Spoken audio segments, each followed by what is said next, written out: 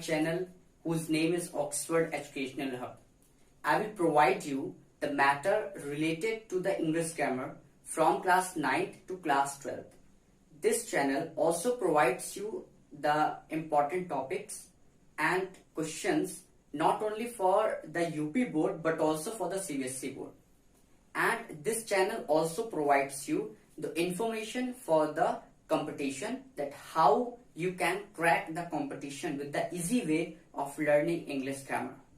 Actually, English grammar is not only a method to use the words in your language, but it is also a subject in India. जैसा कि कोई भी भाषा होती है तो किसी भी भाषा को समझने के लिए हमें सबसे पहले उस भाषा के व्याकरण को समझना होता है कि किस प्रकार से उसका व्याकरण हमें हेल्प कर सकता है या मदद कर सकता है.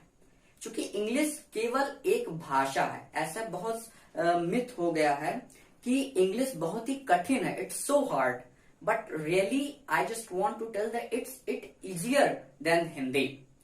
हिंदी आप शुद्ध नहीं बोलते हैं. क्यों? क्योंकि हिंदी बहुत ही हार्ड है और इंग्लिश में बहुत सारी भाषाओं का मिश्रण है. इस वजह से इंग्लिश जो है बहुत ही कठिन लैंग्वेज नहीं है, बल्कि इसके जो ग्रामर के रूल्स हैं उनको आपके दिमाग में होना चाहिए. उसको आप सही तरीके से, बेस तरीके से पढ़ सकते हैं. जैसे हिंदी में आप कहते हैं कि मैं किताब पढ़ रहा हूं, तो ये जो पढ़ना है, ये पढ़ना जो है उर्दू वर्ड है, हिंदी नहीं है. इसका जो हिंदी होता है वो होता है वाचन.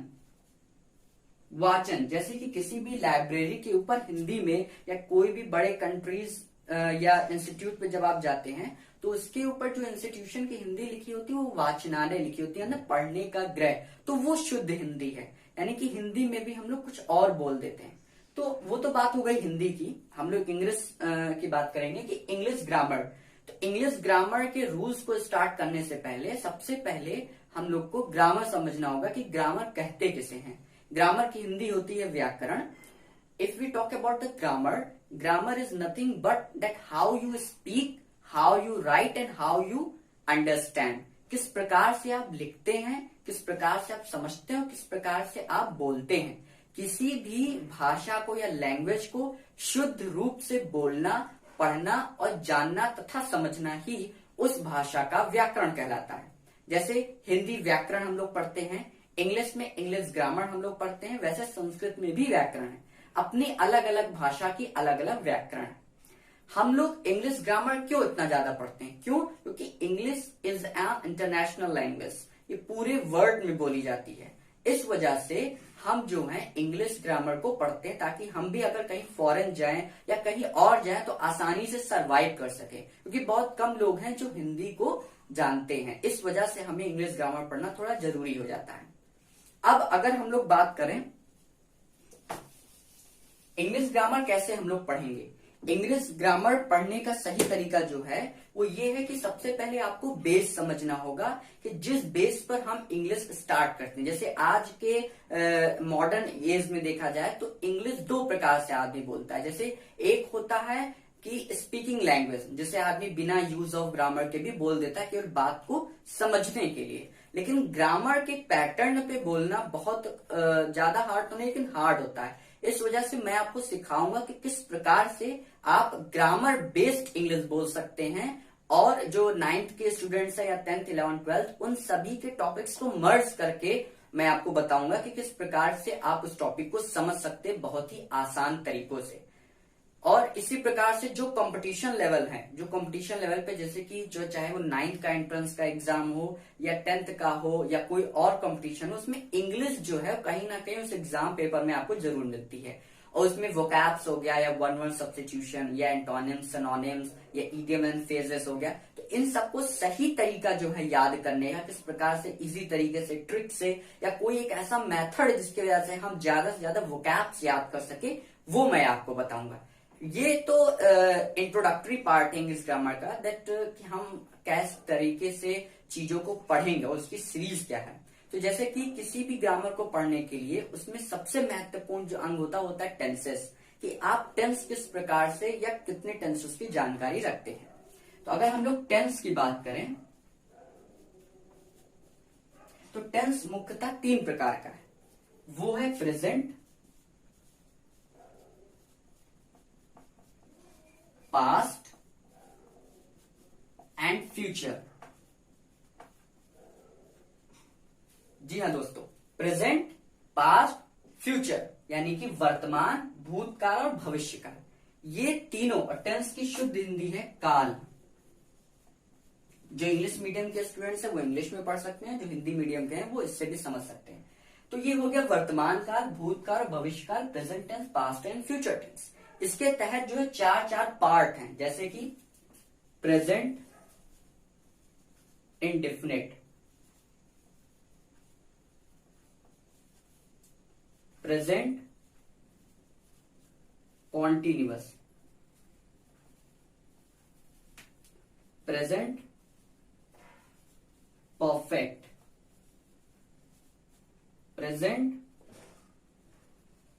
Perfect continuous. ऐसे ही इसमें भी है past indefinite, past continuous, past perfect, past perfect continuous, same as here future indefinite, future continuous, future perfect, future perfect continuous। तो ये 12 टेंसेस है जो कि इंग्लिश ग्रामर बनाने में बेस अपनाते हैं, जिस प्रकार से बेस हम लोग ले सकते हैं। इसके बाद केवल इतना ही जान लेने से हम लोग इंग्लिश ग्रामर को सही तरीके से नहीं समझते। क्यों? क्योंकि इससे अदर भी कुछ यूजेस हैं जिन्हें हमें अवश्य जानना चाहिए। अगर हम यूज की बात करते हैं तो यूज में होता है प्रयोग, कि इंग्लिश ग्रामर के कुछ ऐसे सेंटेंसेस होते हैं जो टेंस के बाहर होते हैं, तो उसको बनाने के लिए हमें यूज की जानकारी होनी चाहिए। हम आपको छोटे से लेकर के बड़े यूज सबकी जानकारी देंगे। सबसे पहले यूज में हम कुछ यूजेस आपको बता देते हैं जो कि बहुत ही इंपॉर्टेंट होता है। जैसे कि कह सकते हैं कि वर्ब टू बी, इसका जो यूज होता है, जैसे बी का जो फॉर्म होता है, form of be, form of be, form of be है is, am, are, was, were. तो ये फॉर्म ऑफ बी है। फॉर्म ऑफ बी का यूज कैसे कर सकते हैं आप, या फॉर्म ऑफ टू बी, इसका भी यूज है, और इसको कह सकते हैं हम कि वर्ब टू बी, यानी कि वर्ब टू बी या वर्ब टू बी, दोनों में अंतर है। P is just only for is, am, are, was, were का यूज, जिसे हम लोग जो है इनका यूज जो है वो केवल कॉम्प्लीमेंट्री,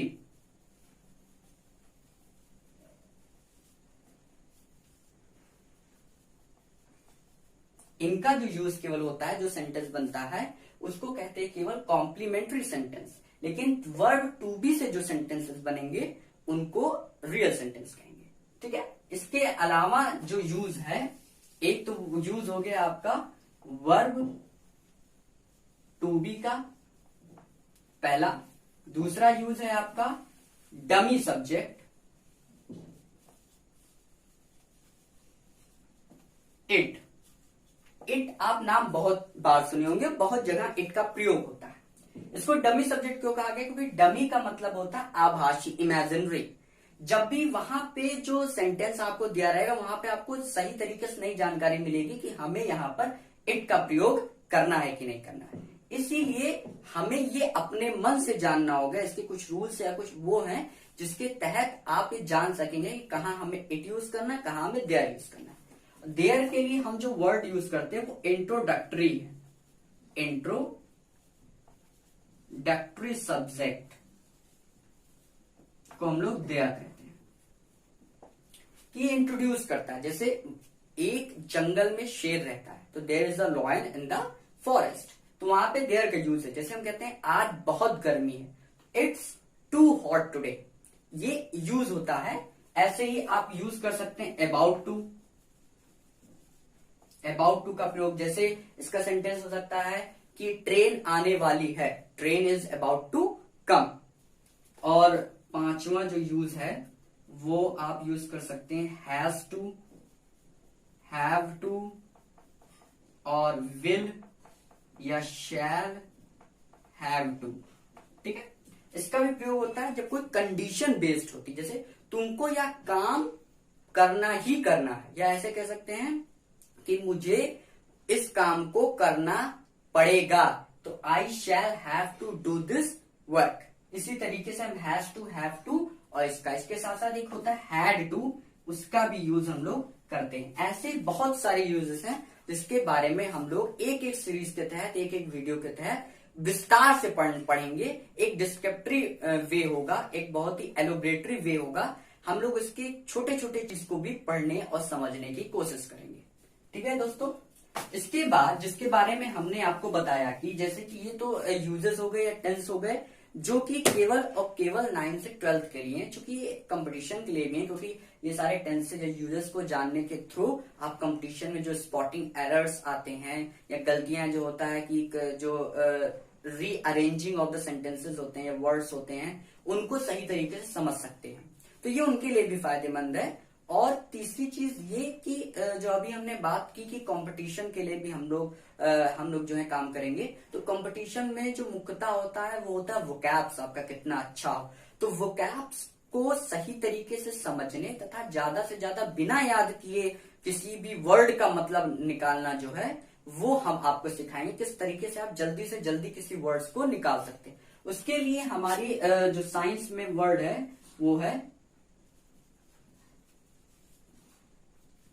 इटमोलॉजी। इटमोलॉजी जो साइंस है, इसके तहत हम रूट्स और सफिक्स एंड प्रीफिक्स का स्टडी करते हैं, जिससे हम आसानी से किसी भी प्रकार के वर्ड्स को कम से कम 90 या 95% तक अबाउट उसका मतलब बिना उसको कभी पहले देखे आसानी से निकाल सकते हैं। इसका अगर हम लोग उसको तोड़ेंगे तो ETY मतलब होता है ट्रू, ETYMO मिस होता है ट्रू मीनिंग, और लॉजी मिस होता है science, means the science of true meaning. The science of true meaning is known as the etymology. इस लॉजी के अंतर्गत हम लोग जो है वो अलग अलग प्रकार के रूट वर्ड्स को पढ़ेंगे और उससे जुड़े सफिक्स और प्रीफिक्स का यूज करके नए नए वर्ड्स को बनाएंगे कि किस तरीके, जैसे आपने कहा कि टेलीफोन, ऐसे एक वर्ड आपने सुना होगा जिसका नाम है टेलीफोन। अब ये टेलीफोन कहां से आया या किस प्रकार से इसका सही मतलब निकलता है वो इसके अंतर्गत हम लोग पढ़ेंगे। एक उदाहरण के लिए हम आपको टेलीफोन का उदाहरण देते हैं, जैसे टैली प्लस फोन, दो चीज से बन करके बना है आपका टेलीफोन। टैली मीन्स होता है दूर, दूर या इसको इंग्लिश में डिस्टेंस कह सकते हैं, और फोन मीन्स होता है साउंड यानी कि ध्वनि। तो जब हम दूर की ध्वनि को सुनते हैं, उस जिस यंत्र से हम दूर की ध्वनि को सुन सकते हैं उसी को कहा जाता है टेलीफोन। ऐसे बहुत सारे वर्ड हैं, ऐसे बहुत सारे रूट वर्ड हैं जिसके बारे में हम लोग इस साइंस के अंतर्गत पढ़ेंगे। किसी भी लैंग्वेज को केवल जानना या समझना ही आवश्यक नहीं होता है, क्योंकि जब तक आप उसका सही प्रोनाउंसिएशन नहीं करेंगे आप उस लैंग्वेज को सही तरीके से नहीं जान पाएंगे। तो किसी भी वर्ड्स को सही तरीके से प्रोनाउंस कैसे करें, इसके लिए हम लोग एक साइंस का यूज करेंगे जिसका नाम है फोनोलॉजी।